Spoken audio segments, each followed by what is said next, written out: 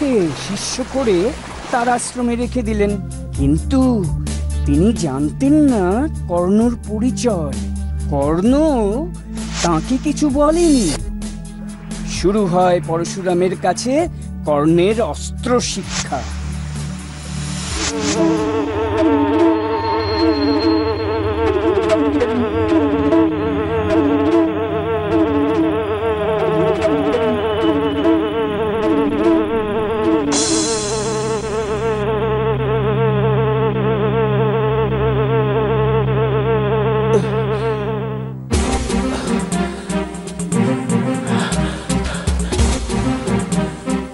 আমি একটু নড়লে গুরুদেবের ঘুম ভেঙে যাবে।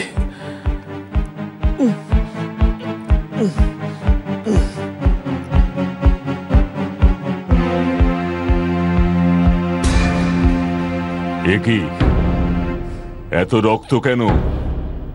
কি হয়েছে? গুরুদেব, একটা মৌমাছি আমার উরুতে বসে ফুল ফুটিয়ে রক্ত বার করেছে। তাহলে তাকে তাড়াওনি কেন? গুরুদেব, আপনি আমার কোলে মাথা রেখে বিশ্রাম করছিলেন। আমি যদি মৌমাছিটাকে তাড়াতে যেতাম তাহলে আপনার ঘুম ভেঙে যেত।